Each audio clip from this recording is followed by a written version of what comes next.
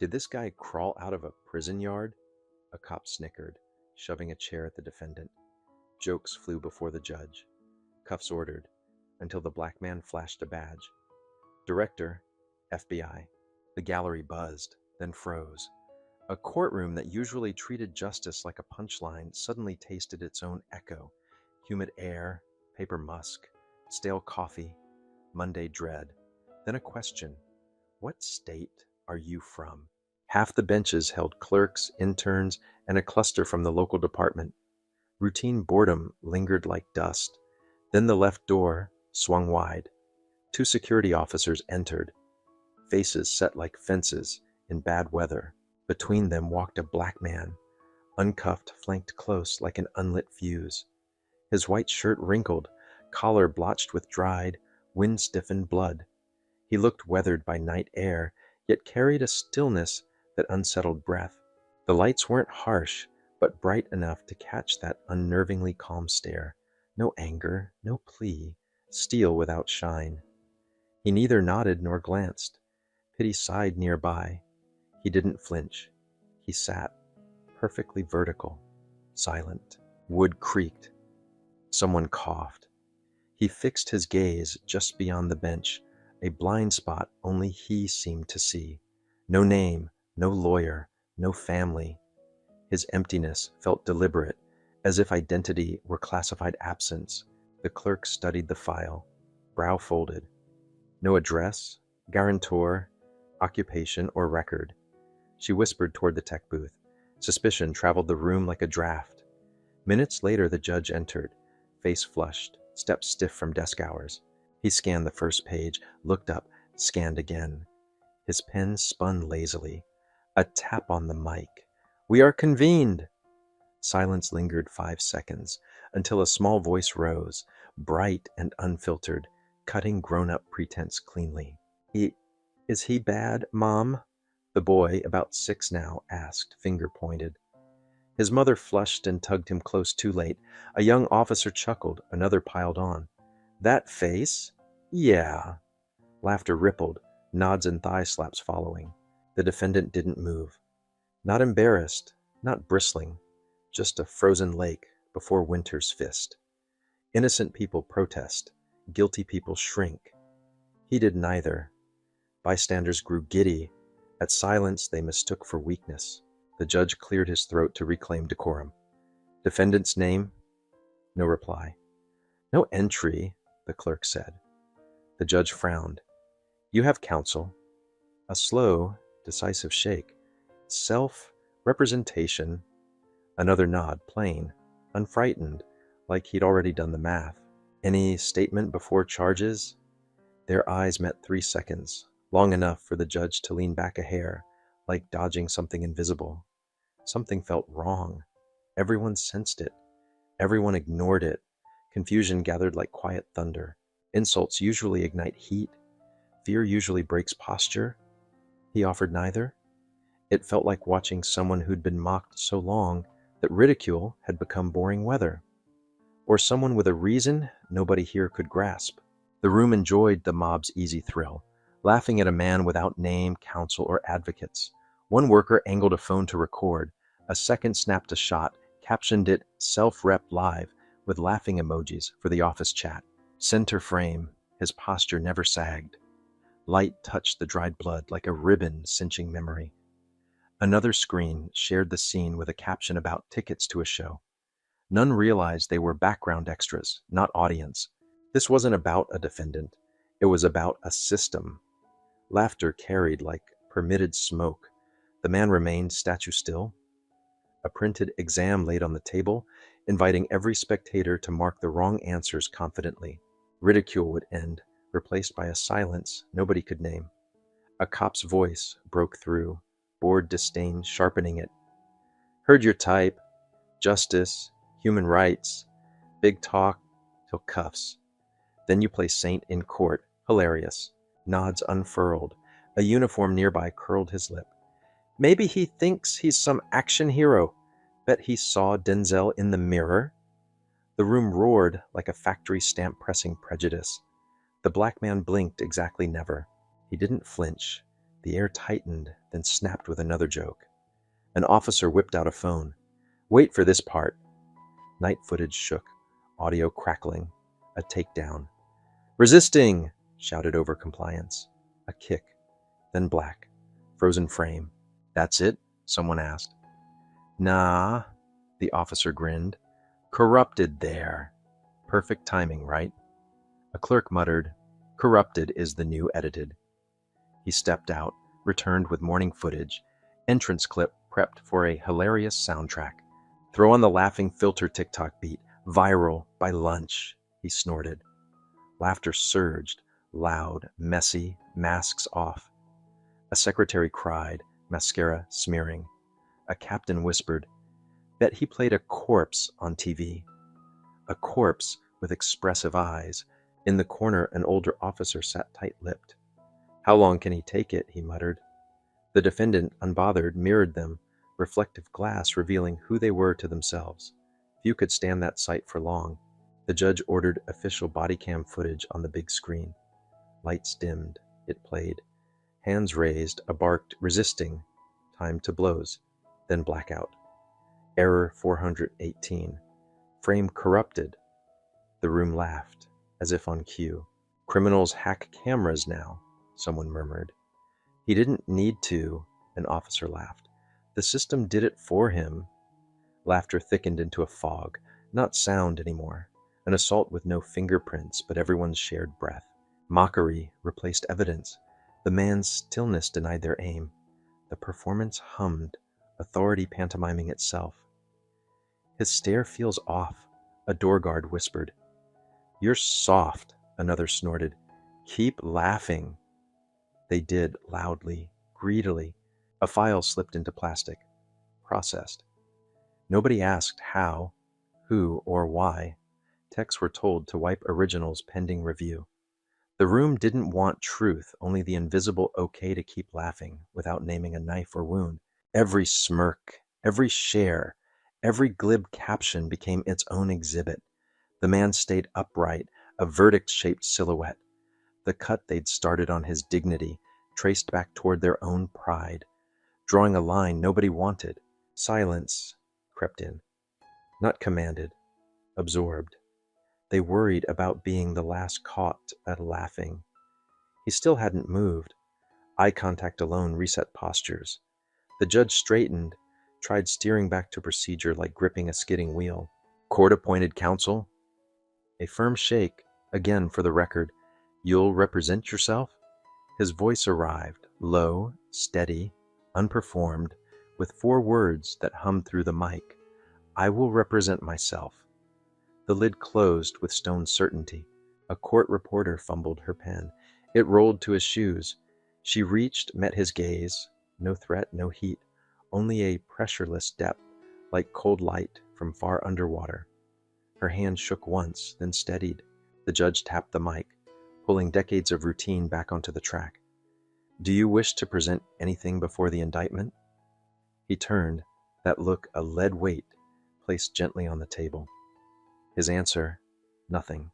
A grad intern's pen slowed, then stalled. Silence had flattened legal language. He wrote in the margin, awkward and unpunctuated, "This is not normal, not defense, not condemnation, just a reminder that a chair outranked everyone." Procedure, the indictment, statements, cross became empty props. He didn't refuse the part, he refused the script's choreography. Power is sometimes the ability to make others doubt the roles they cling to for gravity. Glances flickered. Tactics, pressure, shaming, humiliation, met silence and evaporated. A swaggering officer now watched his watch. A clerk rummaged to avoid nothing. The judge paused mid-scribble, wondering whose color the pieces actually were. Systems know anger to suppress and resistance to break. They don't know quiet that refuses the usual levers. Confusion spread like static. No punches, no evidence fight. Only a sentence waiting for someone to underline it wrong. The scuff where the pen hit remained. A small mark with long memory. The judge exhaled and turned the next page. The man's last glance said everything. "From here on, you'll testify. About yourselves, not me." The hearing continued, but something shifted. Silence became the heaviest gavel. He sat unwavering, eyes forward. That steadiness carved a void, which others rushed to fill with smug certainty, believing noise meant dominance. A police officer rose, holding a file thin as a problem child's report card. "Let's revisit his background," he said, dripping sarcasm. "No job, no school, no home address." Heads nodded. Filthy water splashed. No one wiped. Law students, faces fresh, eyes already smug, howled. One with platinum hair slapped his thigh. "Who invited the clown? Is this court or improv class?" The reporter winced. They'd crossed decency and strutted away like it was clever. A modest man in back, pressed shirt, old glasses, turned and said, heavy with anger, "You're mocking someone's right to exist." Air froze a heartbeat. Then an officer approached. "Please leave." He went, dignity quiet but intact. From a corner, a faint buzz bloomed into music. A TikTok edit played. His entrance looped, zoomed, captioned with a parody hook. "Catwalk to court, silent like stone, failed interview face." Laughter and little whistles filled the chamber. He didn't react, didn't look, shift, or touch a phone. For a blink, something like a blade flashed behind his eyes, thin, fast, cold enough to chill anyone paying attention. The room kept laughing, heads tipped back. No one stopped the clip. No one asked who pressed play. Silence became permission. Contempt dressed itself as justice. The hearing didn't need verdicts. The crowd had already ruled with memes and chorus, not facts and thought. Then the door eased open. A woman entered, plain gray blouse, long skirt, beige flats worn at the edges. Nothing cinematic, except her walk, steady as a countdown. She didn't turn toward the bench or police. She went straight to him, a white envelope in hand. A guard blocked her. She flashed a deep blue card, Federal Liaison italicized. No questions. She placed the envelope before him, turned, and left, like a dissolving shadow. He studied it, unsurprised, like he'd expected it. He opened it, unfolded a frayed slip. One handwritten line, prepared, no signature. His mouth tightened. Alert replaced patience. A nearby officer scoffed, "Spy movie scraps." Theatrics. The man tucked the note back into its envelope, laid it like an exhibit no one dared edit. He returned to stillness. The water's surface looked unchanged. The stone had already sunk to the bottom. The judge's tone slowed, words shaped carefully. "Your previous occupation?" A longer pause, not hesitation, but calibration. He lifted his head. "Former federal investigative work." Nothing fancy. 4 words that cracked a hairline through plastered certainty. A young officer laughed dryly. "If you're FBI, I'm the bishop." Chuckles fluttered, small, skittish. In the tech booth, a request hit the system. A red line bled across the screen. Classified assets denied. Eyes narrowed. Higher credentials tried again. A warning tone. Classified data security code 40, then a designation. A gray-haired supervisor whispered, "Why would G44 be on a civilian file?" No one answered. No one was allowed to. G44 wasn't for local offenders. It protected files that shouldn't exist or existed because forgetting was policy. He didn't preen or confirm. Silence became a crack, spreading through every tile as minds asked dangerous questions quietly. Access lights flipped from green to amber to red. An account locked out of a sector colder than winter. The window snapped shut. A last message blinked. Access revoked, temporarily dropped. Fingers trembled on a plastic mouse. An internal email from Washington landed.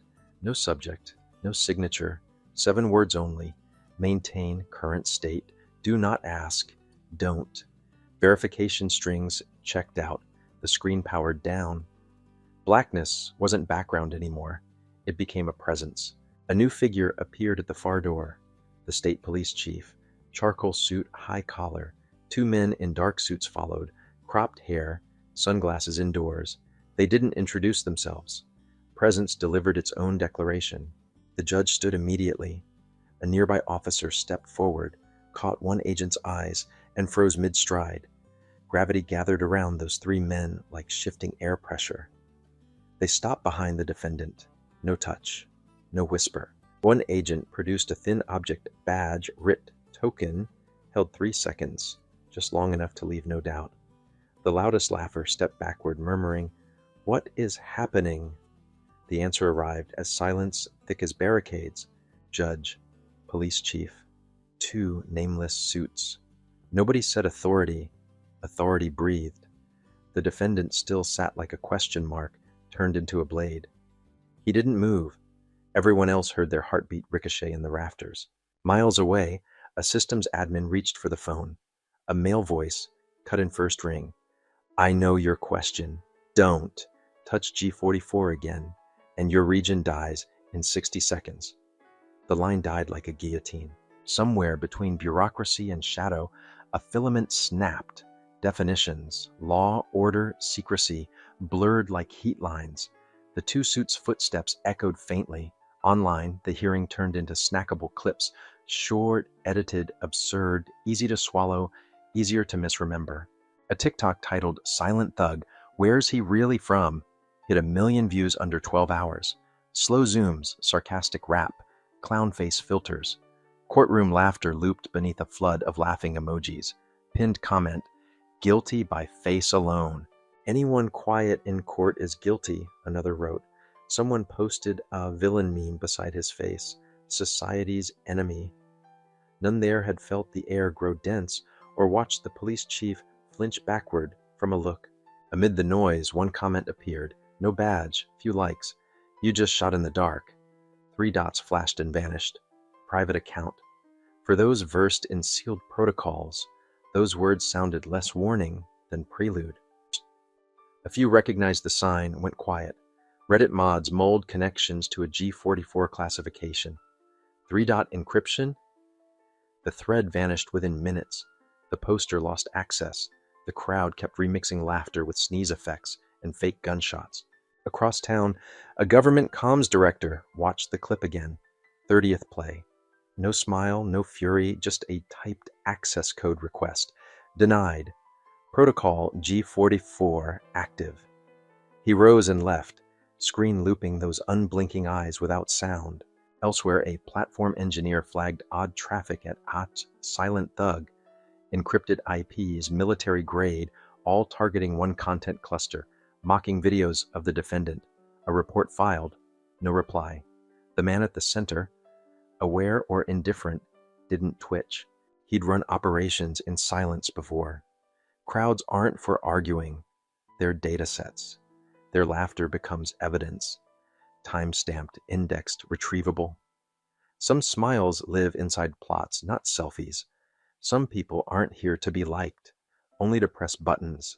The 3 dots vanished from the web, but not from history. They waited, patient, to become period and stop. Then came the call. No ring. A dry click in the judicial coordination room sounded like a safety releasing. The duty officer, mid-40s now, 3 administrations experienced, glanced at the console. Classified secure line. No code, no prefix. She answered. A voice, precise, spineward, said 13 words. Maintain personnel status. No sentencing. No transfer. No judgment.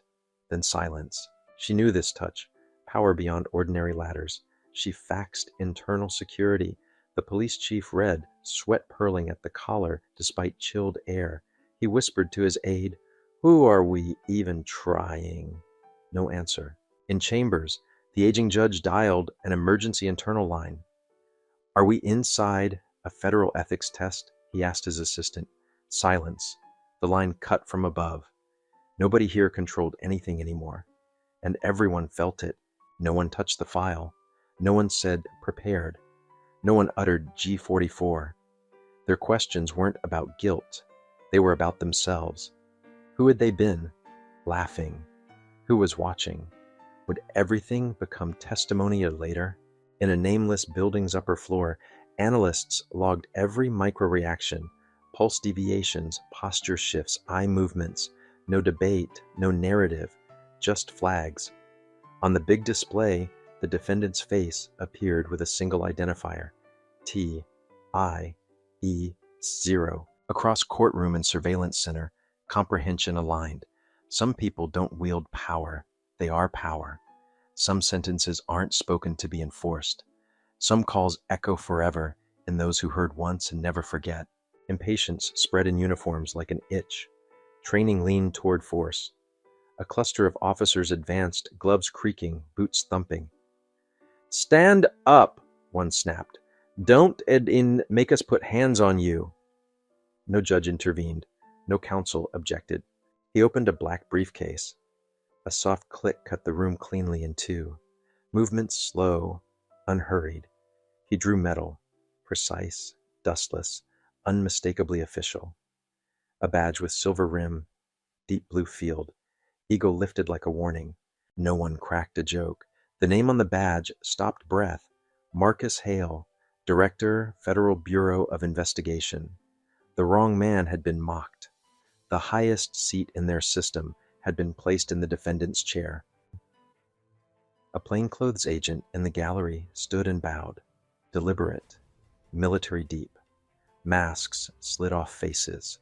Arrogance evaporated. Those who laughed froze into hard reflections of themselves. One click had flattened their imagined elevation mercilessly. Hale didn't stand. He turned his eyes around the room, neither vengeful nor forgiving, just exact. Then one sentence, trimmed to bone. "You should have stayed as silent as I did." Silence sealed like ice around throats. A pen clattered. A phone hovered, camera unpressed by a shaking thumb. The judge whispered, "No way," twice, chapped lips sticking. An officer swayed, sweat chilling his neck, pride unraveling like old rope in rain. Every earlier jeer came back as lashes. Careers, reputations, futures exposed. The doors stood open, but nobody moved. They understood. Hale hadn't been on trial. They had. Their nature had confessed on video, unrehearsed and uncoached. No weapons drawn, no apologies issued. Words were counterfeit currency now. Hale's stillness became a mirror, showing faces that looked powerful yesterday and small this minute. The lights felt colder than the tile beneath their boots. He was no victim and no savior. He'd simply waited long enough for vultures to peck each other clean, mistaking silence for weakness. A single reveal erased a stage they'd built from smugness and noise. The aftershock of "you should have stayed silent" kept humming. Hale stepped out alone. No escort, no backward glance. The real work began outside. In Washington, the Hoover building pulsed quietly as screens filled line by line. First line, plain font, reevaluation order. All state law enforcement agencies, immediate label. No sirens, no alarms. Just conference shoes crossing carpet, internal calls stacking, eyes unblinking, at feeds flowing cold and exact. Emergency meeting. No notice, no decline button. Senior FBI rows sat wordless. The morning footage played uncut. Every smirk magnified to evidence. At 4:13 a.m., a message left the secure federal net to a proud state chief. His screen read, "Report to FBI headquarters." No delay, no counsel. Words sliced pride like steel. Nobody asked why. Everyone understood who had sat under those lights and who could redraw the boundaries overnight without speeches. At the local command center, surveillance flickered. Within 7 minutes, control transferred. No code from leadership required. Techs in black uniforms, no name tags, arrived like ghosts, scanned devices, and the network obeyed. Authorized, FBI Oversight Commission. Hard drives sealed. Personnel files, body cam vaults, private comms. Internal internet dimmed to black. Every privilege rerouted toward Washington. Territory shrank to a lobby rug. Power felt like a coat, 2 sizes too large now. No pressers, no statements. Mid-level commanders received private notes. Jurisdiction temporarily revoked. Federal interference under review. Questions would be flagged. Threats unnecessary. A single system code silenced a building more effectively than guns. The chief's keycard failed at his own door. his screen locked under tiered clearance. "I'm in charge," he told a guard. "Eyes down," the guard repeated, "following directives." Power's bitterness was discovering nobody needed him anymore. The mocked silence from yesterday now authored every override. In shadows, an agent watched a chart, thousands of accounts disconnected, no editing rights, no backups, internal email stuck, a red ribbon scrolled. System held, federal custody. The blow landed without a single knock, no arrests, no SWAT noise. Jurisdiction, not bullets, made the ground tremble. Upstairs, a list of agencies under review grew like a tolling bell for credibility shriveling at daylight. Files re-encrypted, tagged. Priority Review 5, Marcus Hale. Nobody said his name aloud. Everyone knew. He spoke no public words. The system moved instead. In rooms that once laughed, lights cooled and hands found nothing to do. Morning didn't break with sirens, but with suspensions, pages folded on desks of every thigh slapper, walls of honor soured to plaster. Pride stared at reflections that said only 3 words with awful certainty. You were exposed. Homes filled with quiet. An older escort leader unlocked his door and met disappointment's stare. His wife shook her head. Their 16-year-old watched the grainy clip and quoted Hale, perfectly clear. "You should have stayed silent." He reached for the phone. His daughter pulled away. "Do you even know who he is?" she asked, ice-eyed. He'd spent a career silencing strangers. Now truth flattened him at the dinner table without raising its voice. Morning news needed no hyperbole. Banners read, "FBI director treated like a common black defendant. Justice's keepers humiliated by the law's mirror." The crawl churned not to inform, but to insist. "Remember exactly what you did." A leaked internal clip showed a young officer chewing gum, laughing at the meme, calling the morning classic drama queen stuff. The room roared. The internet poured accelerant, screenshot by screenshot, caption by caption, consequence by consequence. Headlines dragged names into daylight. Explanations only fed flames. A baby-faced officer sat in a bathroom, screen glowing with the very clip he'd proudly shared. The FBI didn't need warrants. Strangers' glances delivered punishment enough. Shame required no handcuffs, only recognition. Hale gave no interview, wrote no blog, delivered no speech. The absence itself weighed a ton. Every minute he didn't appear added pounds to those wishing for an easy absolution. Systems collapse under self-committed acts. In lecture halls, a law professor replayed the clip for ethics. A student confessed, "I laughed once." He paused the video on Hale's eyes, calm, unyielding. The room learned quiet properly. Hale's silence became a funeral trumpet for lazy certainty, the idea that mockery is a right and authority is a punchline. One badge, one sentence, timed right, shattered illusions into shards too sharp to sweep. No agents knocked. Society did the heavy lifting. Reputation eroded digitally, locally, painfully. News kept circling, but Hale's quiet wasn't an ending. It was intermission. Behind curtains, the machinery set for its next movement. In a modest apartment, an investigative journalist unfolded a laptop behind layered encryption. Her name, Nina Park, older now, early 40s, allergic to permission. She hadn't found a file. She'd found an engine humming. The header froze her. "Interlock 0, do not smite." Marcus Hale, former commander of the Bureau's top internal purification unit, 12 years shaking rot from federal agents and local departments. The blade in the sleeve whispered softly. The shock wasn't the role. It was the present title, Executive Director, Federal Internal Affairs Investigation Oversight Division. No chart listed it. No org memo admitted it. An invisible node with reach beyond civics textbooks. Another attachment, direct oversight reports. Tier 1 clearance. Names, agencies, evidence, pictures, statements, internal recordings, unchopped. Some departments normal on paper sat marked Active Surveillance Level 3. A red stamp closed a dossier. In progress. A note beneath. Allow subject to engage. No interference. Record natural behavior. Nina understood. The courtroom wasn't a mistake. It was an experiment, nationwide, monitored, precise, starring a lead who barely needed a line. Nina published. Major outlets moved. CNN called him America's moral gatekeeper. NBC asked if he was on trial, who was judged. Late night cut sharper. Hale wasn't humiliated. He let them humiliate themselves. The echo stuck deep. Headquarters swallowed the message. Every time his name popped on screen, stomachs twisted. He wasn't just director. He'd architected the watchtower now tracking them. No hotline existed. No official memo. Only a tightening silence. At a Texas Reform Summit, a veteran senator rasped, "We don't need a giant mirror. We need someone quiet long enough to hear ourselves."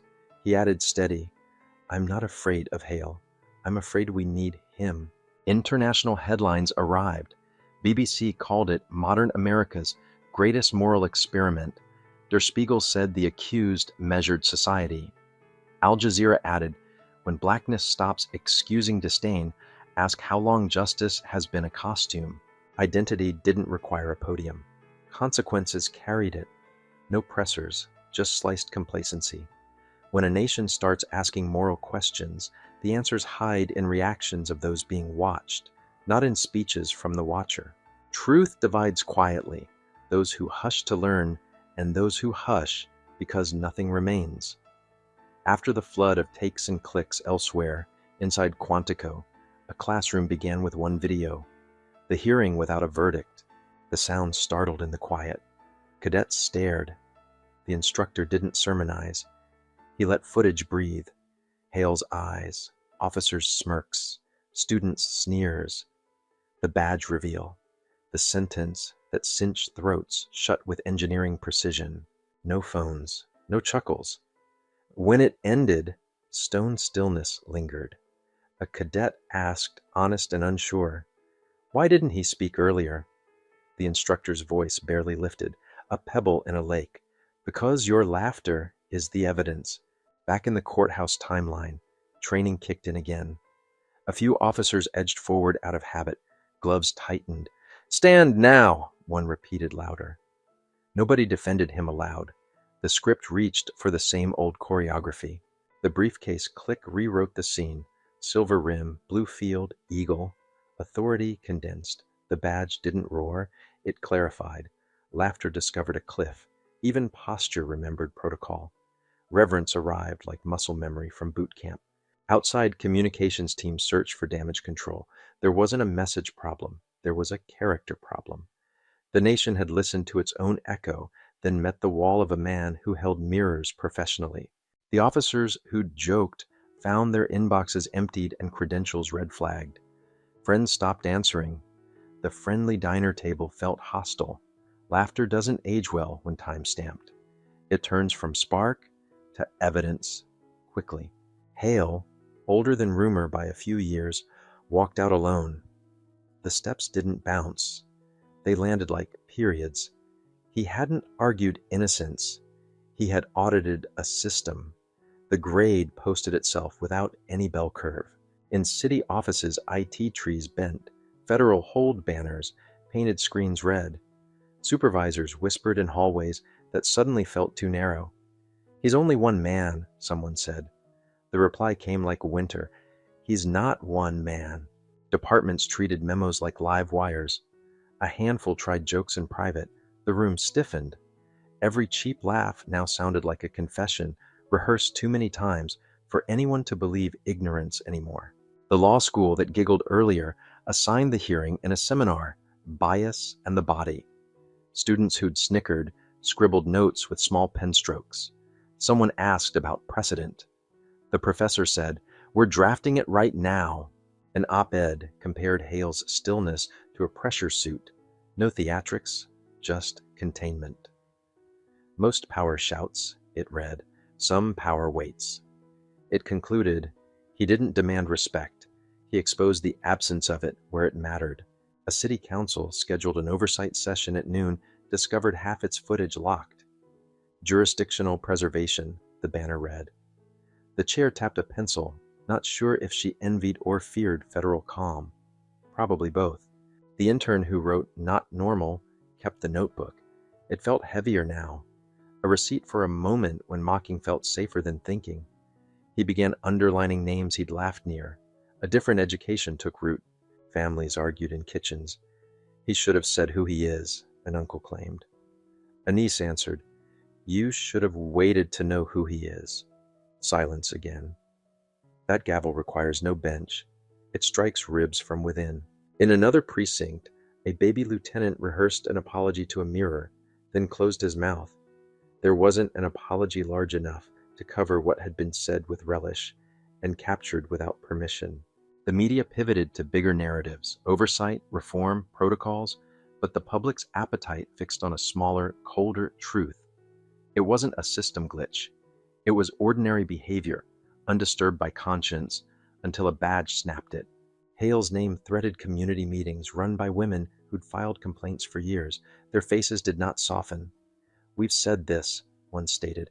"Now that he said nothing and proved it, start listening like we're him." In Washington, a practical memo circulated. Codify a playback requirement, uncut time-synced review before disciplinary calls. The sentence looked boring. That's how real change sneaks in, underlined in dull, sturdy ink. An older agent poured coffee for a new class and said, "Respect the silent ones. They're either learning or judging. Either way, your performative confidence won't help."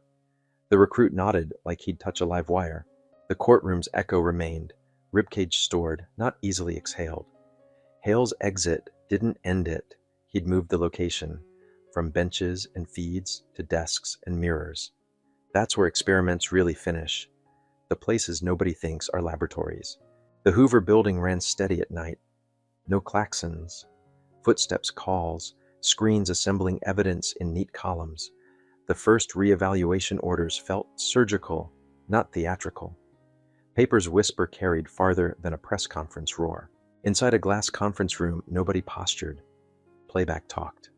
The smirk from a 40-something sergeant looked different at 40 inches. The laugh from a law student sounded thinner after breakfast. Perspective is a harsh editor. Another encrypted summons left the network. A regional star who'd once said, "We don't answer to Washington," packed quietly. Pride makes more noise going in than out. Leaving humility wears soft shoes and keeps eyes down. The command center hard drives weren't trophies. They were mirrors. Every scrubbed minute now existed twice, locally sealed and federally held.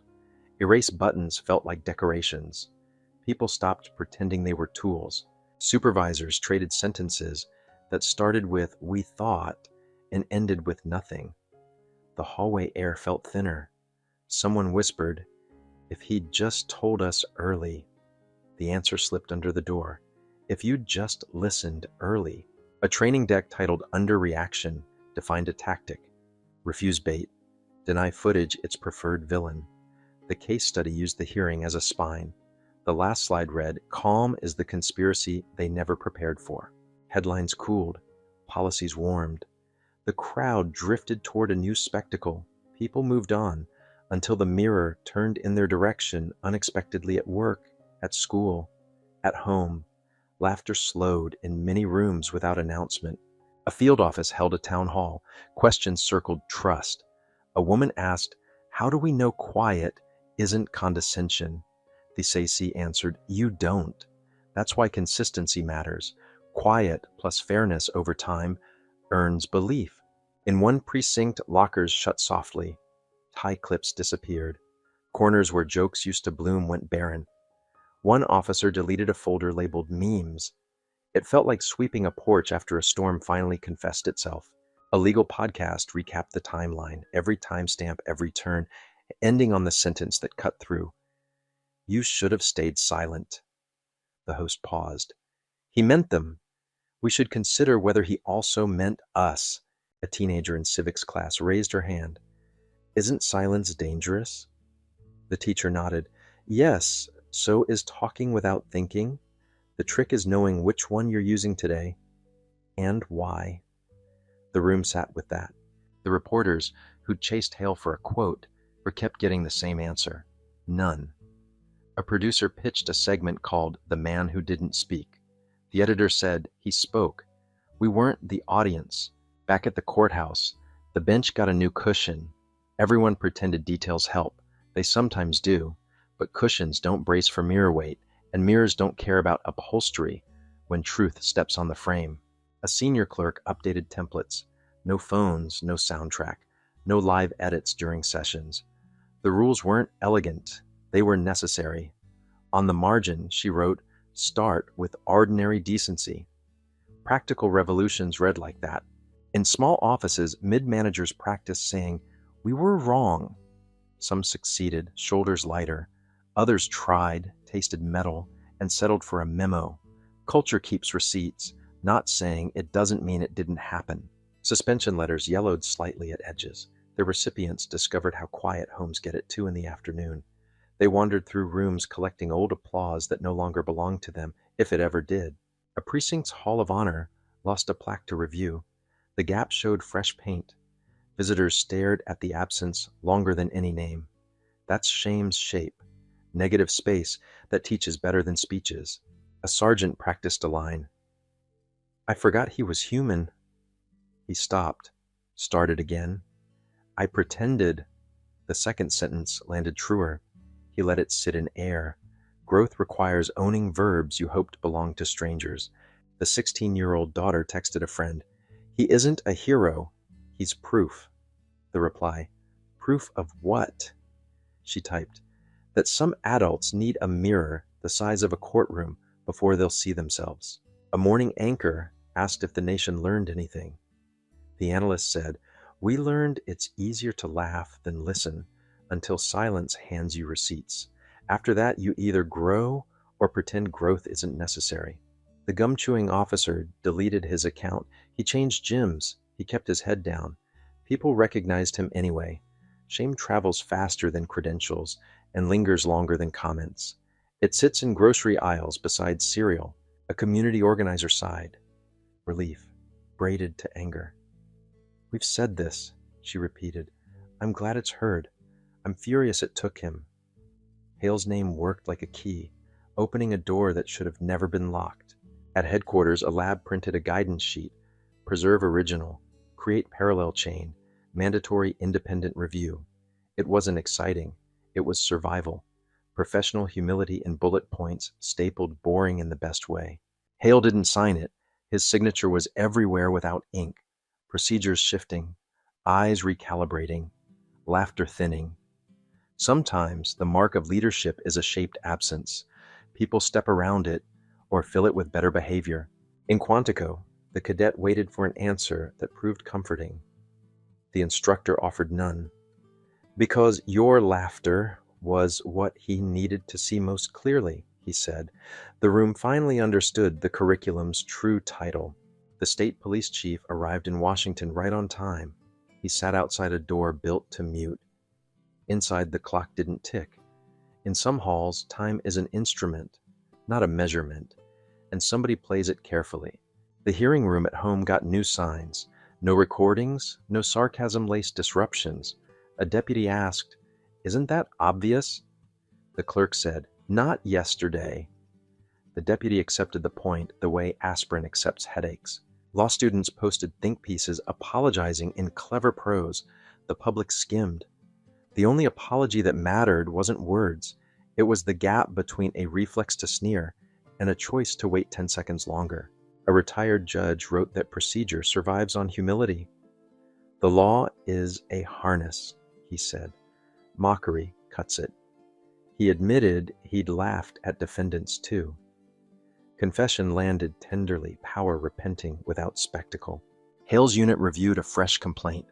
Nobody raised voices. Files moved, habits slowed. The difference between theater and work is posture. The nation, pieces of it, started sitting straighter inside invisible chairs. Nina Park typed an epilogue. "He never performed.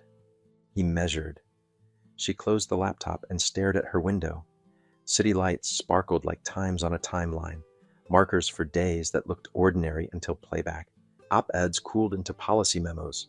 Social feeds replaced rage with recipes. That's fine. Revolutions shouldn't live online forever. They should live in rules, instincts, and the long, unphotogenic business of not failing people. A rookie pinned a note in his locker. Say less. See more. Another wrote, never ask the crowd who you are. They shook hands like soldiers before a march that isn't dramatic, only necessary. An officer met a complaint with, tell me everything, and meant it. A clerk caught herself smiling at a defendant's shoes and stopped. Tiny edits stacked into something sturdier than slogans. That's how buildings stop leaning. A professor taught timestamps as ethics. Don't cut moments, collect them. A student muttered, but clips go viral. The reply, so does rot. The class laughed, gently this time, at themselves. An acceptable audience for once. The courthouse bench outlasted the scandal. It always does, but the wood remembers weight. Every time someone sits, another small lesson settles in the grain, ready to release if laughter starts sounding like permission again. A mother told her 6-year-old, he wasn't bad. The boy asked, then why were they mean? She answered, because they thought it was safe. He asked, is it? She said, not anymore. Try not to forget. A city memo banned in-room viral editing. Someone joked, we needed a memo? Someone else said, yes.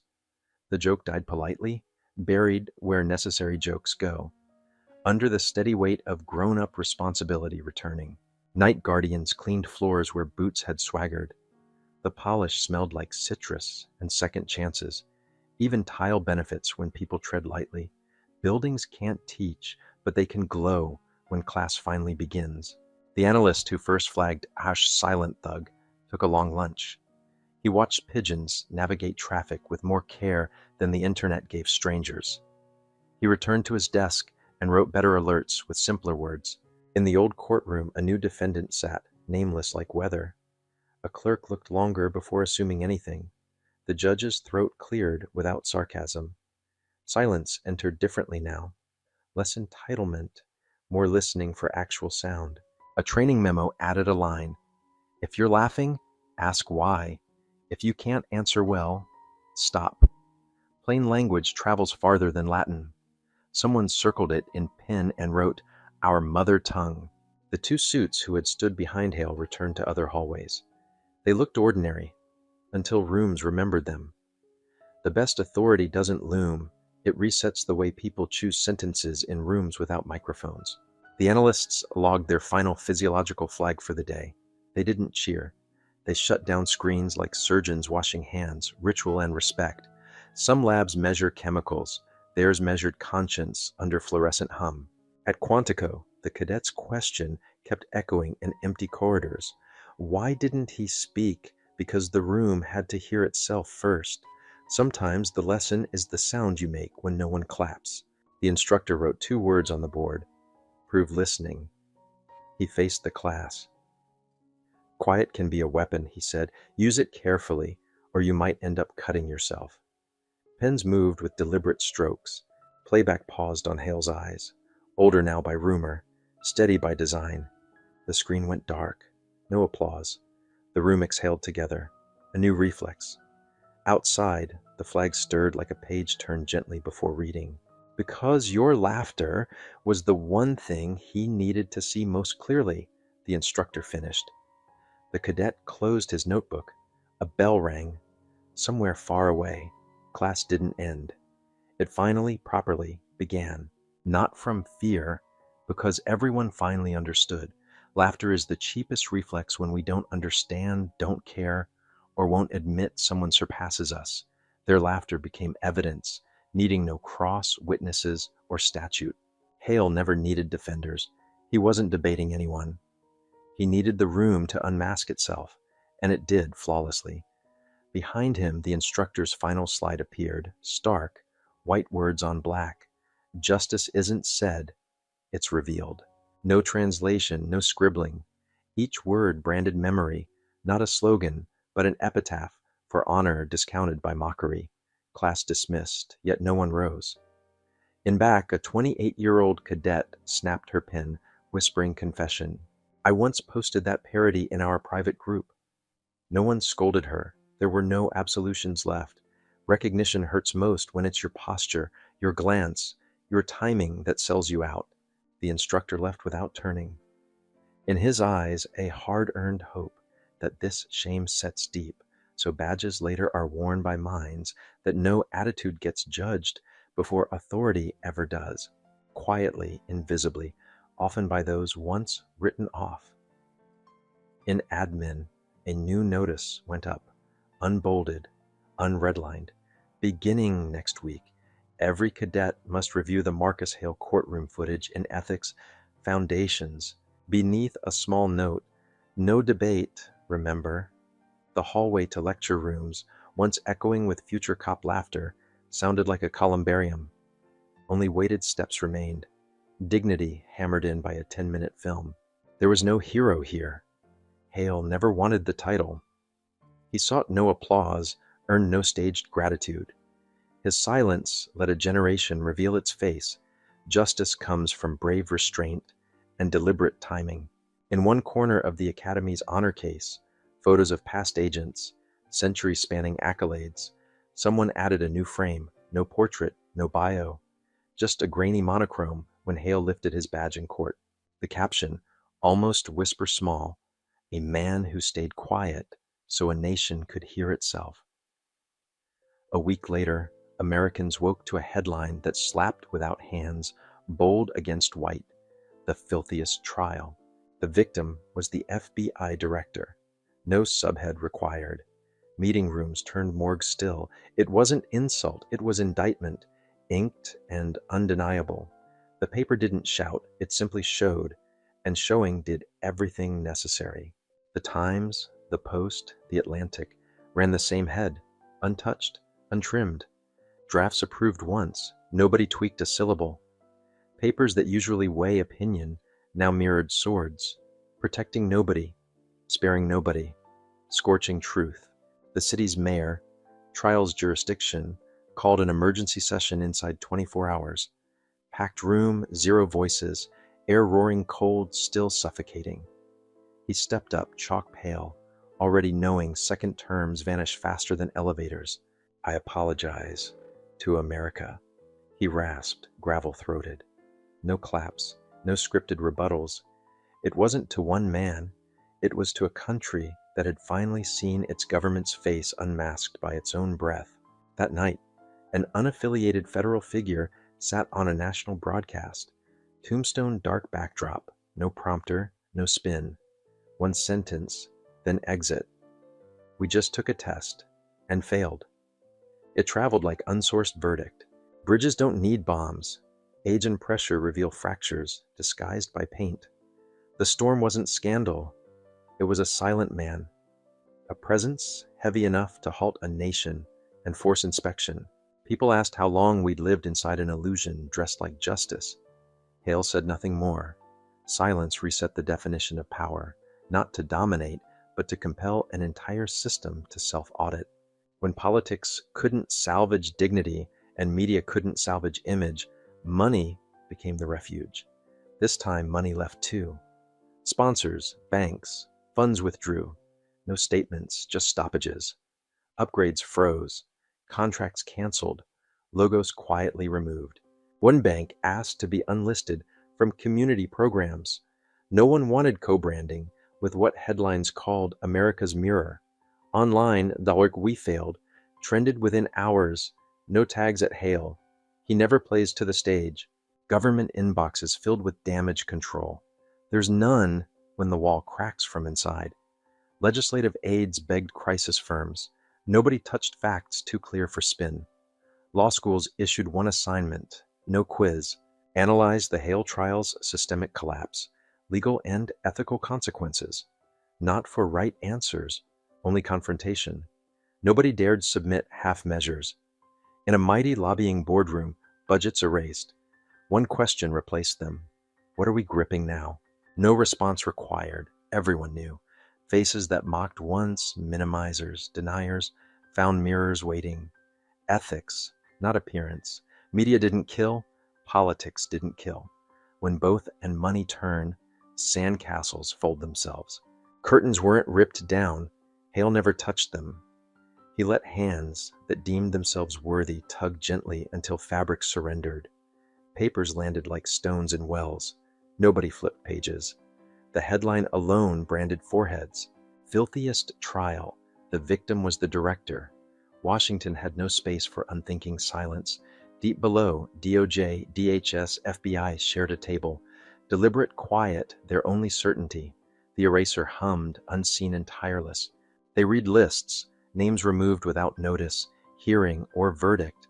Just red-coded commands. Familiar careers, conference laureates on fairness, now stamped. Non-operational, removed from data chain. One gate joke official stared at his own outline. No microphones, no recordings, visuals deadened by presidential protocol. The agenda read, Interagency Briefing, National Morality Experiment Review. Everyone understood we weren't here to listen.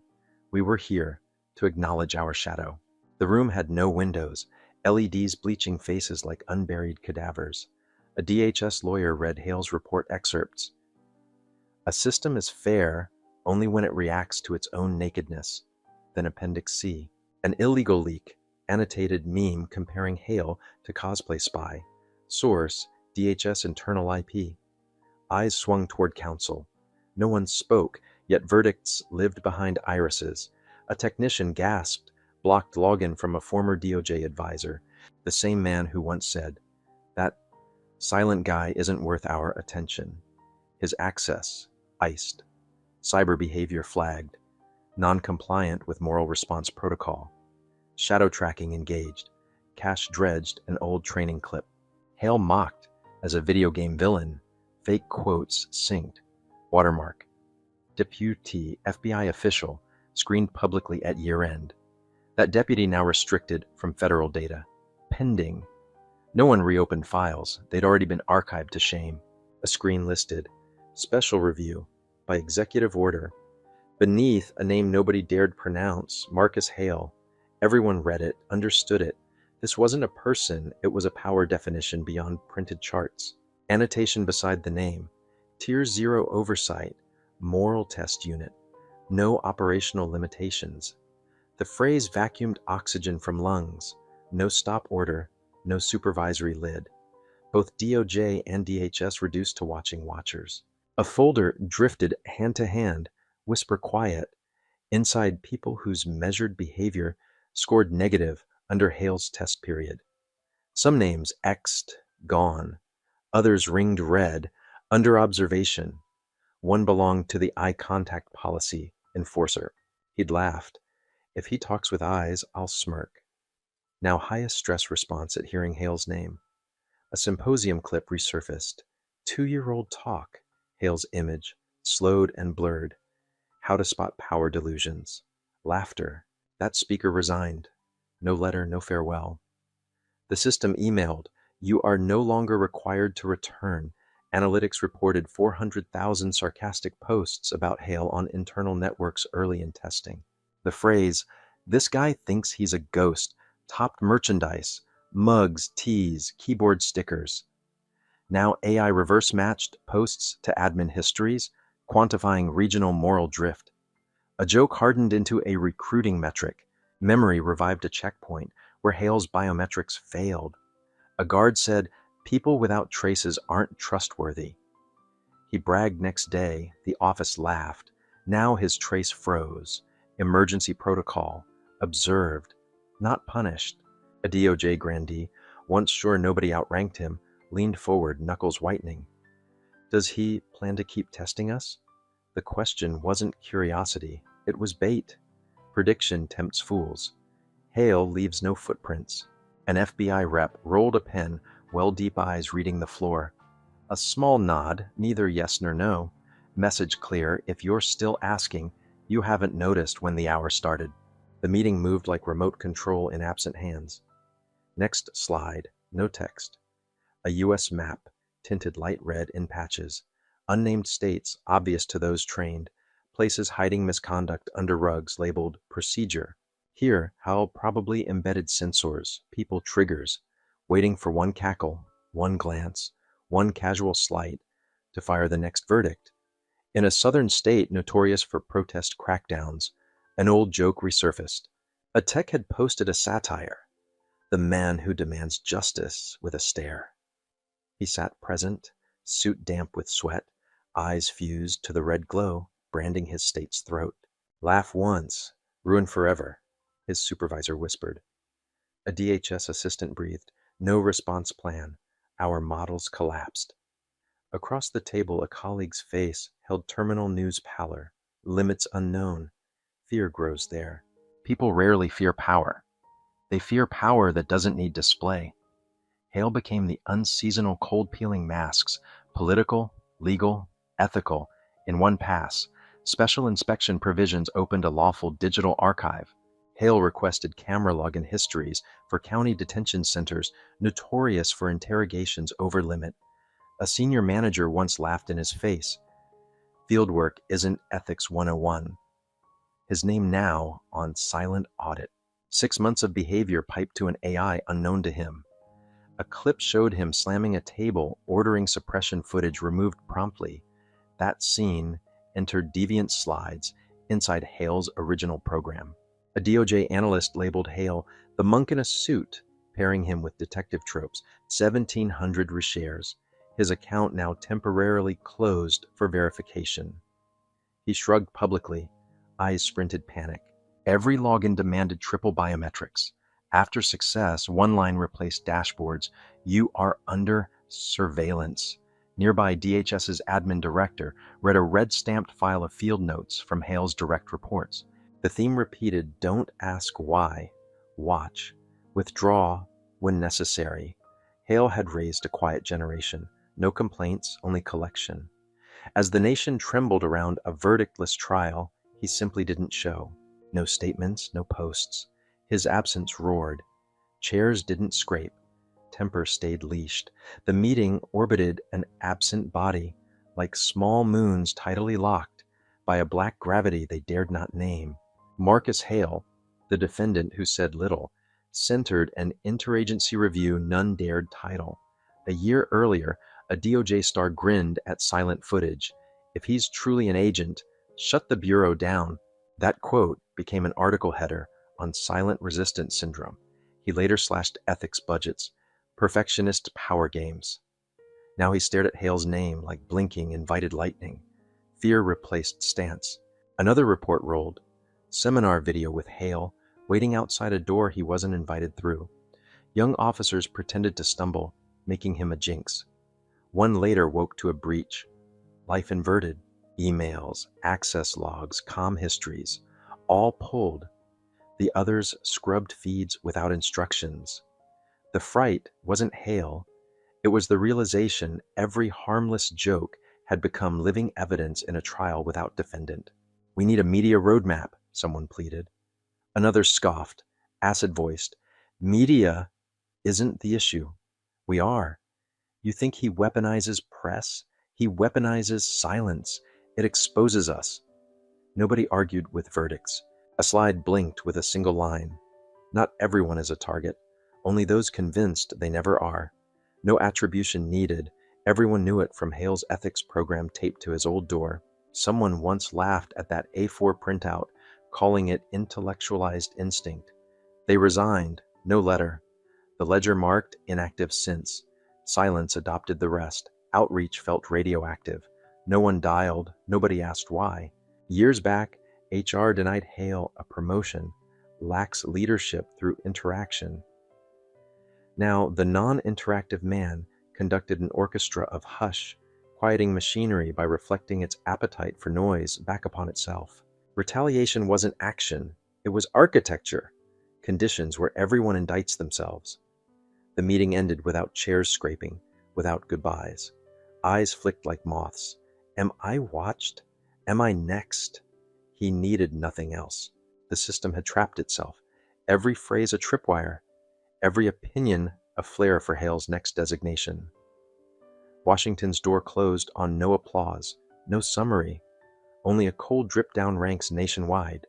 Top-of-chain peacocks peered around like tagged deer. Consequence didn't arrive with sirens. It appeared as lack. Monday at Central City PD, 3 brass didn't attend briefing. No notices, no coverage, just absence, desks untouched, coffee still steaming. Their personnel files vanished. HR clicked, a red sentence blinked. Access revoked. Tiered clearance required. Those who'd scoffed at Hale lounging silently now faced administrative vacuum. One had given speeches about cleaning up nameless black protesters. Hale stood nearby that day. Nobody remembered. Cameras did. A clip caught him carded like a suspect while merely taking notes. Hands shaking, the question carried a hunter's mood. That officer's name no longer on charts. Another scoffed at rumors of federal ties, pounding the table. No TV drama in court. He ordered body cams combed for blemishes. None showed. He asked editors to add fake screams to escort footage for a year and gag. Now the footage is gone. So is he. Phones ring. Nobody answers from his shadow. One officer barked in Hale's face. No seat for delusional men. Caught by the judge's mic, yet missing from transcript. He shared the audio anyway. Bet he thinks he's some silent agent. Later, traced. No formal discipline, but his role migrated off administrative books. Under position, 2 letters remained. Pending. A data analyst remembered Hale wandering in during evacuation checks. She snapped him from behind. Captioned, "Stranger can't read signage." When identity surfaced, she tried deleting.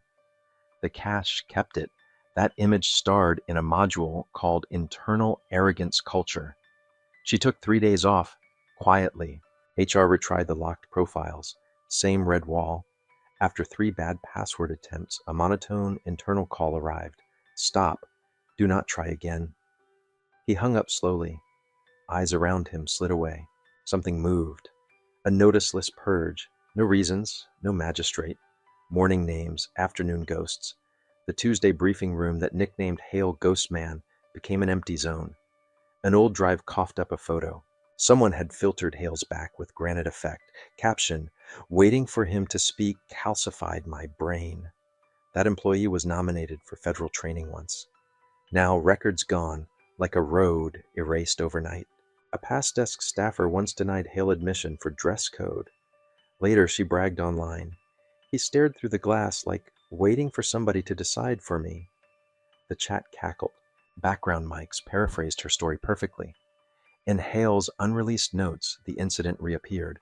Weeks later, she was temporarily reassigned for emergency retraining. Reason, unclear level G8. Nobody asked. Everyone understood the grammar. In headquarters parking, cars sat like unclaimed bodies. Tag scans failed. User does not exist. A guard whispered, "They weren't fired. They were erased." His partner nodded. Truth that doesn't need teeth. On the honor wall, a captain's photo vanished. The one who yelled, "Clear a lane for the lead clown," in that courthouse. The frame's pale rectangle stared back like a ghostly bandage. An aide nearby requested ground floor transfer. Less scrutiny, more hallway. In logistics, an access card thunked onto a desk, revoked by Central, its entire history wiped. Anonymous chat pinged, "The Bureau doesn't punish. It erases, no replies." No tracebacks. It felt like the network itself stared. A deputy who joked, "If he can investigate me, I'll be Attorney General," saw his account frozen within 5 days. Email locked. Folders re-encrypted, under special authority. No one asked if he still worked here. Only his nameplate vanished at midnight. Unscrewed, ghosts avoiding camera glare. Some reassigned. Destination unspecified. Personnel fields replaced names with glyphs. No receiving unit, no reporting officer, no transfers. A clerk asked about a deputy's disappearance. Her supervisor's stare pinned. "Ask again. You're next." She deleted his calendar block. Certain rooms developed chair taboos, untouchable seats, not for respect, but fear. Wrong chair, wrong file, wrong tone. Tomorrow you're missing from databases. Nobody needs firing when a system decides vanishing is cleaner. No paper-reported purge, ranks whispered anyway. He isn't responding. He's erasing ink from maps with no eraser. Former colleagues called the relocated. Lines returned, disconnected. A text read, "Seen." No reply. Hours later, the sender's phone lost system access. Disappearances became warnings. No announcements, effective dates, or appeals. Career deaths without funerals spooked louder than raids. The world had never felt this quiet. Names deleted, data wiped, ID photos gone, inboxes cremated. In a staffing meeting, evaluations for 20 people tied to Hale's trial were missing. A tech probed the backup and found one string. Silence is the audit. "Who can delete like this?" he asked. The supervisor didn't answer, just placed his phone face down, like worried the microphone might dream unfriendly dreams. Downtown, a memorial wall for outstanding public servants came down. No explanation. Photos boxed, unlabeled, unreturned. Honor itself felt out of season. In a closed forum for brass, someone posted an old shot with Hale. Caption, "The man who never smiled." The post vanished within 2 hours. The poster's access dissolved. Next day, his badge read, "Review pending. Systems locked." A colleague whispered, "He forgot." Old photos maim. On the former chief's desk, a thick printout. Nobody convicted, nobody fired, one category only, removed from system. Bottom scribble, executed per security directive, internal moral purge protocol, Chuo EH. No one asked EH. The initials weighed more than decrees. It was an eraser order from someone who didn't need to attend to decide who could continue existing inside government. Empty chairs multiplied. Names disappeared from mouths. When fear filled spaces once lit by law, a leak cut the fog. The trial was no accident. It had been engineered, tested, calibrated for 3 years. The first breadcrumb misfiled itself. An audit tech opened the wrong encrypted folder. Ethical compliance, live experiment, ARCR filed by M. Hale, timestamped 3 years ago. Objective, monitor ethical drift under non-interference. Final line in bold, no disclosure until reflection. Another log leaked. Hale blocked from printing training material. Outsider, no login. The IT note continued. These black guys love pretending to be agents. Nobody flagged it then. Now it trains rookies, alive as proof. CrowdTracker showed a local reporter recut Hale's escort with mocking audio. 1.4 million views, 80,000 comments. Silent guerrilla. After his identity broke, the account vanished. Duplicates remained, stains on a whiteboard that never whitens. Internal emails between court admins recommended the outer single seat for the defendant. Don't taint jurors. Another wrote, no records, no counsel, no address. Trash anywhere. Both suspended afterward. Forms ended in ellipses. A lobby guard stopped Hale for federal standards. 2 others questioned him.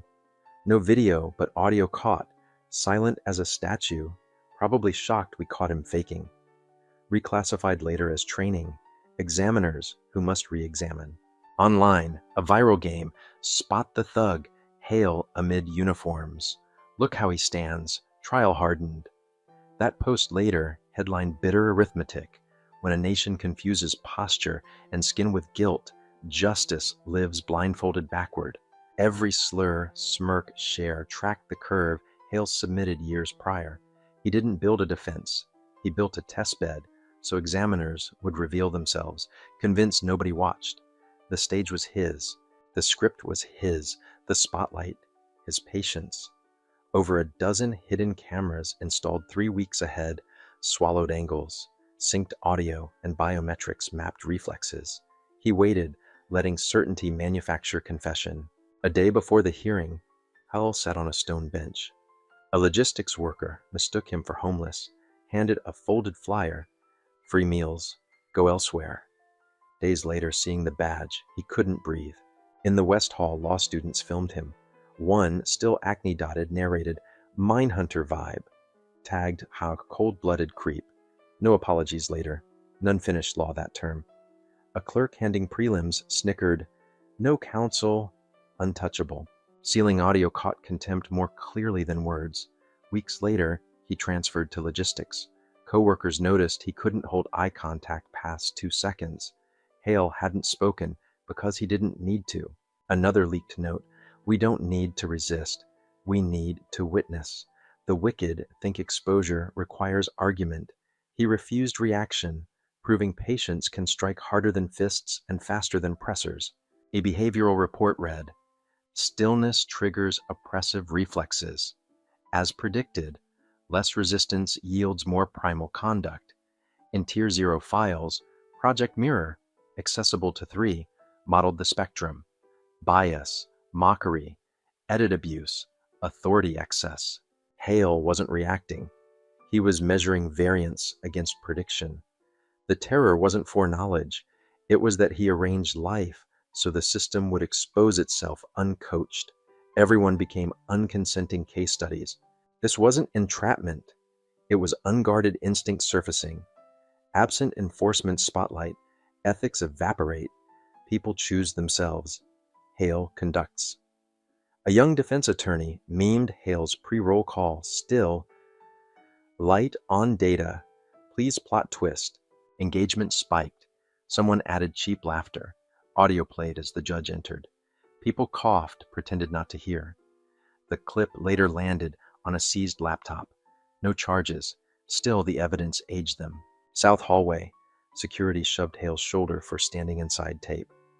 "If you don't know your place, don't come." Asked why, the officer answered, "To teach him his place." A passerby snorted, flagged complicit. A student observer scribbled, "Probably can take a beating. Face knows shame." Camera flagged it thrice for racial markers. She learned when 5 internships declined. No reasons. Silence can be heavy as granite. Nobody called Hale a victim. Nobody dared director. Whispers named him the man who rewrote moral architecture.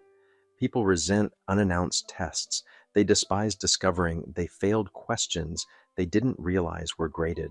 Before trial, a maintenance worker denied Hale an outlet, assumed legal aid, called security for removal. After identity revealed, he resigned. Note reading: "I flipped a switch on a system I didn't understand." A task force memo. Hale trained, don't attack directly. Build conditions, the system performs. It did: overt cruelty, neat contempt, bending behavior. A heat map glowed red, yellow, orange. No clean white left anywhere. More brutal than truth was Hale's follow-up. None. No denial, no confirmation, no addresses. A final classified line chilled: "Systems don't need sermons. They need mirrors. Let consequences teach longer than speeches." Project Mirror leaked. Social rewound every second. A live stream showed a staffer dropping a water bottle at Hale's shoes. "Pick it up, quiet man." He didn't bend. The staffer retrieved it, smirking. Smallness documented. Another log. Double screenings by the same officer. "Your watch seems odd." "Already checked." Rechecking. Lawyers kept heads down. The map labeled it micro-oppression, systemic non-physical violence. A rare red burned full. Interagency email exposed a betting pool. Crier snapped before adjournment. Winner snagged a gift card. Laughter shook the room reading results. After truth, none remained. Some logistics, some unknown, some unlisted entirely. Reporters asked authorization. No one would answer. A coded executive order existed, moral wager approved from higher ground. They never expected precision. They never considered the coin flipper didn't care about winning. Scoffers now lived under a permanent sense that everything recorded, not by cams, but by conscience. A judicial aide who wrote, "He smells from here," emailed ethics an apology. No reply. Archived as proof of confrontation. For Hale, the hearing wasn't climax, only signal. The next chapter brewed, swordless. He didn't unmask anyone. He waited while people loosened their own straps and yanked their disguises off themselves. People imagine purges end with sirens, guns, statements, flashing banners. When the links rusted through and sneers sagged in chairs they didn't deserve, Hale appeared, never on television, never with a podium. He walked into a closed Quantico conference like smoke, weightless and air-hollowing. The room had no name or agenda. Invites simply said, Be there. No lateness, no absences, for reasons nobody dared ask. Semicircle seating, soft lights, dim enough to fog edges, the big screen blank. Anxiety belonged to absence. A door opened. Hale entered like he'd always been in the hall, paused mid-thought. No escort, no introduction. Shoes clicked like pins. Charcoal suit, no insignia. A thin leather notebook in one hand, the other in pocket, passing through a corridor, not seizing a stage. Guesswork died at the threshold. A year earlier, he'd been pushed from a shared coffee machine. Employees only. Laughter layered like a laugh track. The shadow thinks it's real. The meme later wallpapered a restroom. Leadership saw it. Nobody removed it until revelation. The paint beneath, unweathered bone-white square. An instructor once presented Hale under improper posture before authority. The lecture never retracted. The instructor disappeared. Even among security, discipline cracked. Hale waited 45 minutes for a search. An officer declared, "Those eyes aren't civilian." Camera later filmed his face bleaching. As credentials appeared, he left speechless, gone. Needles under skin, endured by a man who never flinched. Now he stood, gait unaltered, silence unbroken, making memory stains bleed. No names required, everyone remembered their own. That's what mirrors do. No laughs, no movement, no nostalgia allowed. Everyone knew they'd been test subjects in an experiment they never saw begin. The man they labeled background now stood like a stage's wiring. He stopped center, not at the mic or podium. He didn't command the room or scan like a general. He lifted his eyes and read architecture already memorized, then spoke 7 words. I came to watch the system reflect. No sharp exhales, no standing ovations. The sentence wasn't fishing for validation. It sliced softly, sank deeply. They realized their jobs, not audience, mirrors. Hale came to see what those mirrors showed. A man who once cackled as Hale was dragged, wrists bound, curled into his chair, schoolboy posture, replaying his own profanity-laced narration on loop. He'd filmed and captioned, "Trash the city should toss to feel clean." The clip never leaked. Evidence remained lodged in its cruelest archive, his conscience. Front row, a senior admin remembered turning him away. No appointments, no admittance, with an empty waiting room. Asked later, she'd said, "His face said he wasn't worth meeting." That quote once graffitied a restroom beside Hale's lonely cartoon silhouette. A chat called Blue Shield Memes posted him amid interrogators. How unemployed guys think they're agents. Psychology classes snickered monthly. When the badge appeared, the chat dissolved within hours, its maker reassigned silently. An officer who coined ghost, not mystery, insignificance, later carried electronics to a table, no charges. After reflection rituals, disappearance stops needing paperwork. No one writes memos for gravity. No cue given, notebooks opened. Everyone wrote a single line, no coordination, no command. Words failed against silence that collapses institutions. Records remained. I was here. I saw it. I heard him. In the last row, a young agent wrote until his hand cramped. His quiet outweighed verdicts. The smudged sentence mattered less than grip, afraid the thought might slip away unrecorded. They all knew Hale wouldn't be remembered for doing, but for the moment he did nothing, forcing a building to inspect its own scaffolding. He didn't stay, sign, or sidebar afterward. He left like he arrived, without noise. The room changed. He wasn't there to restore order, but to confirm the system had finally recognized its reflection. Pretending otherwise became impossible after that doorway. Seats warmed by clenched spines cooled. Air held like glass, cracked yet suspended.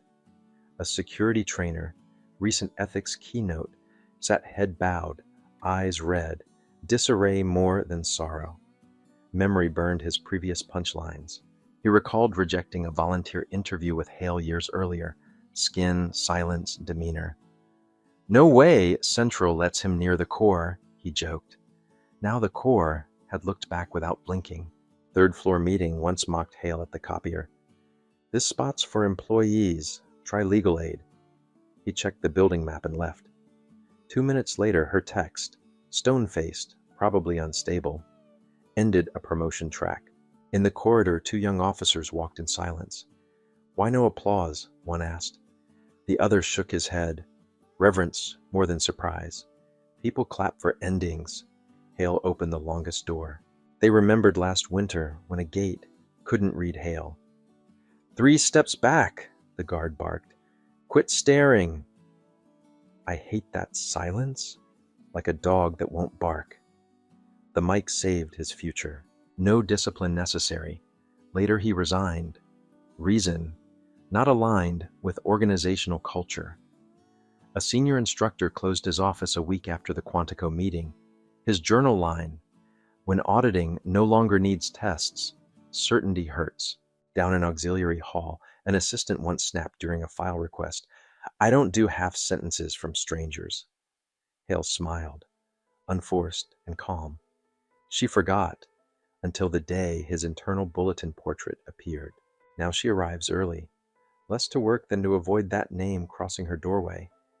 The internal transcript listed no speaker of record, no Marcus Hale, not required. Existence did the speaking. Not noisy, not theatrical, just making old sounds look ridiculous and future promises earnestly heavy. After Quantico, Hale's location blurred. No airports, no cameras, no calls, yet his pressure lingered in decisions and glances. People stopped asking, "Who is he?" They whispered, "Is he watching?" Obsession wasn't about job titles. It leaned on memory. A rumor lingered. Someone forced a shoe inspection, filming it for private laughs. A hand-on-head emoji over a dark-skinned cartoon captioned the clip. When the reveal landed, the captain's wife kicked him out. "Who exactly did you think was your punchline?" Some lessons break homes.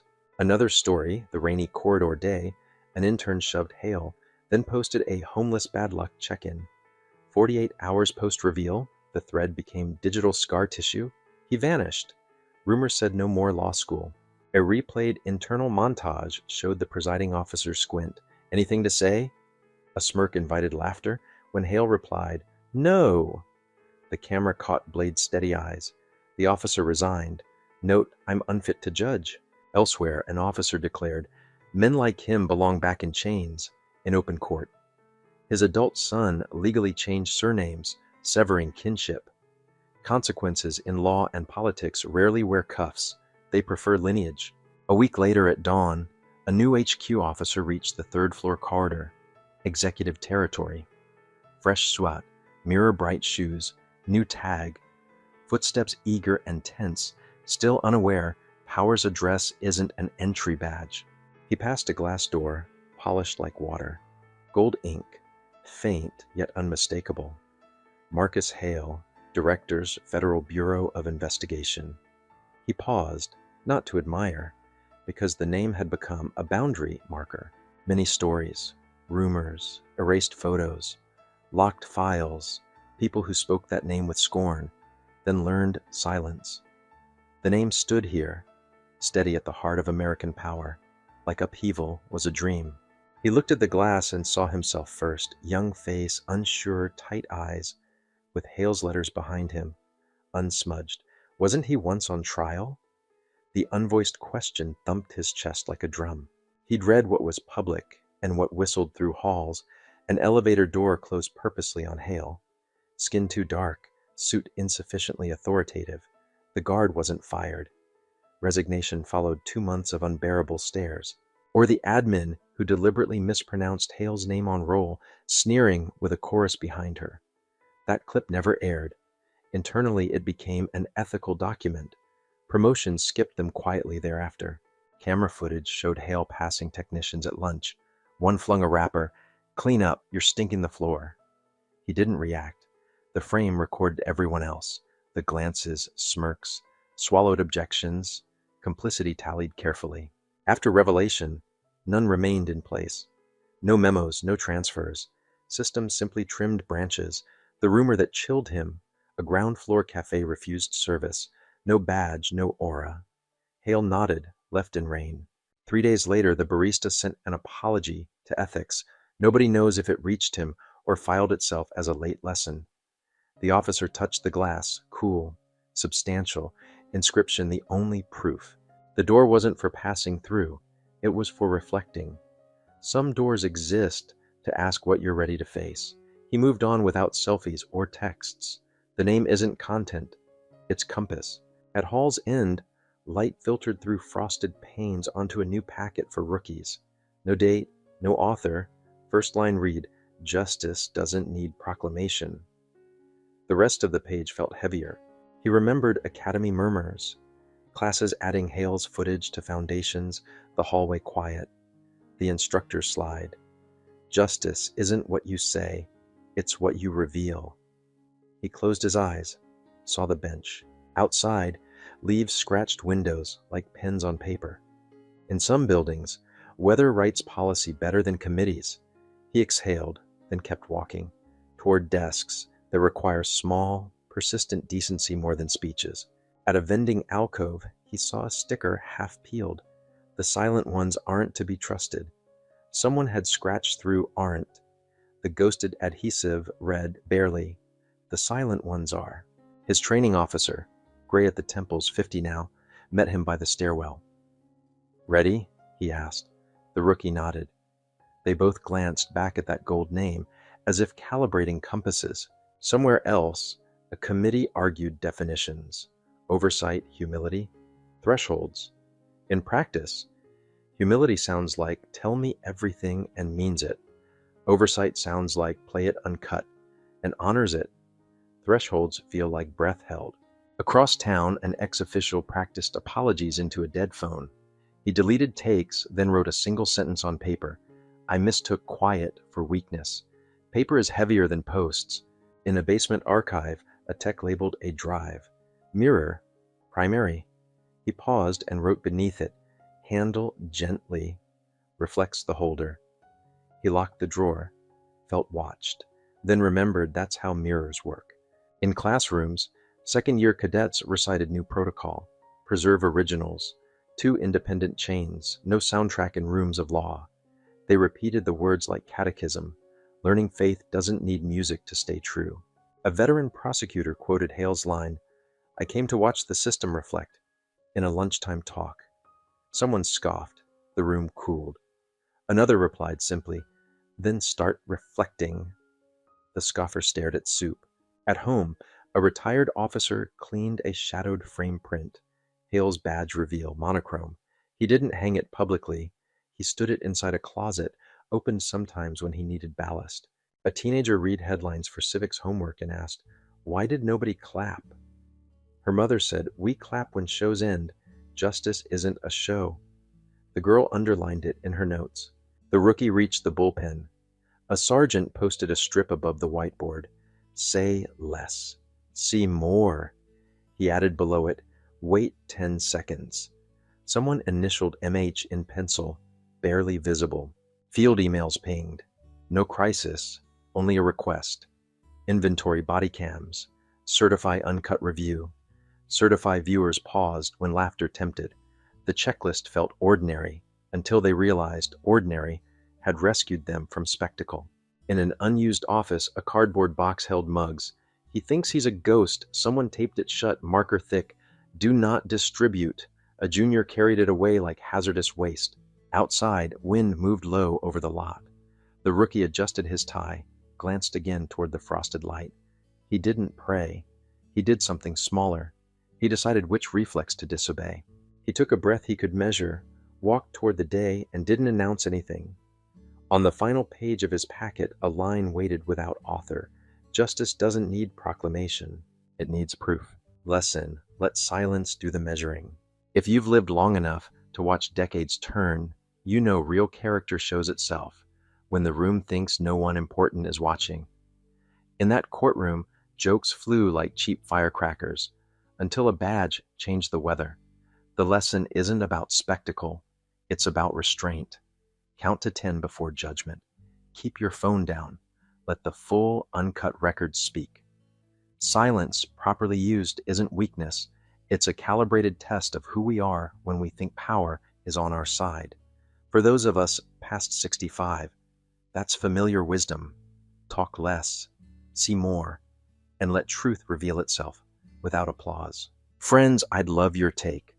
When have you seen silence expose the truth more clearly than arguments ever could? Think of moments at work, at church, in a courthouse, or even around the kitchen table when waiting those extra 10 seconds changed everything. Do you believe calm patience is still possible in our loud, fast, always recording world? And how do we teach that to our grandkids? Share your story in the comments. If this spoke to you, please like the video, subscribe to my YouTube channel, and ring the bell so you won't miss future conversations that aim to bring more light than heat.